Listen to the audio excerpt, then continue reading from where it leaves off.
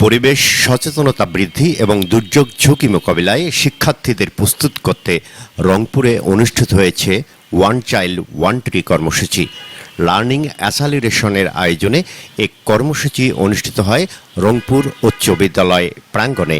অনুষ্ঠানে প্রধান অতিথি হিসাবে উপস্থিত ছিলেন রংপুর মহানগর বিএনপির সিনিয়র যুগ্ম আহ্বায়ক শহীদুল ইসলাম মিজু।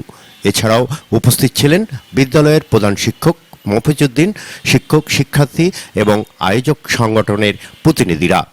অনুষ্ঠানে শিক্ষার্থীদের মাঝে বৃক্ষরোপণের গুরুত্ব তুলে ধরা হয় এবং পরিবেশ রক্ষায় প্রত্যেক শিশুকে অন্তত একটি করে গাছ লাগানোর আহ্বান জানানো হয়।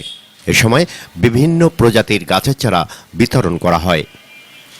প্রধান অতিথির বক্তব্যে শহীদুল ইসলাম মিজু বলেন, আমাদের অত্যন্ত আনন্দের বিষয় যে আমাদের প্রধানমন্ত্রী, মাননীয় প্রধানমন্ত্রী আপনারা দেখেছেন, শহীদ রাষ্ট্রপতি জিয়া রহমান এবং খালেদা জিয়ার সুযোগ্য উত্তরসূরি আমাদের প্রধানমন্ত্রী বর্তমানে একজন মানবিক নেতা হিসাবে আমরা দেখতে পেয়েছি। উনি বাংলাদেশে এক প্রান্ত থেকে আরেক প্রান্তে ছুটে বেড়াচ্ছেন এই দেশটাকে বিনির্মাণের জন্য পরিকল্পিতভাবে, এবং সেক্ষেত্রে আমরা দেখছি যে এটি সবুজ বিপ্লব ঘটানোর জন্য উনি সারা দেশে ঘোষণা দিয়েছেন যে 5 বছরে 25 কোটি গাছ রোপণ করবেন এবং প্রতি বছর 5 কোটি। এটি টার্গেট করে আমরা দেখছি যে সারা দেশে শিক্ষা প্রতিষ্ঠানগুলো থেকে শুরু করে সামাজিক প্রতিষ্ঠান বিভিন্নভাবে এটি বিপ্লবে পরিণত হয়েছে। আজকে মানুষ আনন্দের সহিত বুঝতে পেরেছে জলবায়ু পরিবর্তন ও প্রাকৃতিক দুর্যোগের ঝুঁকি দিন দিন বৃদ্ধি পাচ্ছে। ভবিষ্যৎ প্রজন্মকে পরিবেশ বান্ধব ও সচেতন নাগরিক হিসাবে গড়ে তুলতে বৃক্ষরোপণের বিকল্প নেই। একটি শিশু যদি একটু গাছের দায়িত্ব নেয়, তাহলে আগামী দিনে দেশ আরও সবুজ ও নিরাপদ হবে। তিনি আরও বলেন যে গাছ আমাদের যে পরিবেশ বান্ধব একটি মাধ্যম, এর যে কোনো বিকল্প নেই, এটি মানুষের মনে গেঁথে গিয়েছে এবং এটি আমরা দেখেছি যে ইতিপূর্বে হয়নি।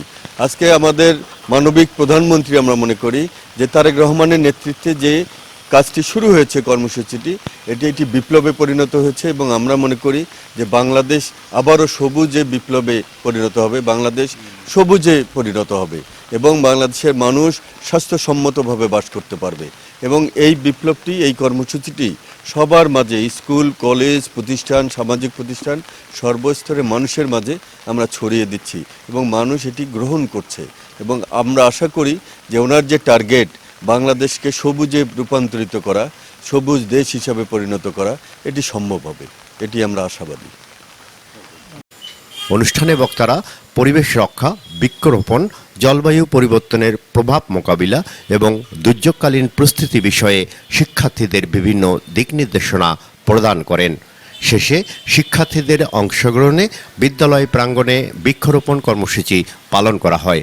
এতে শিক্ষক, শিক্ষার্থী ও অতিথিরা সক্রিয়ভাবে অংশ নেন।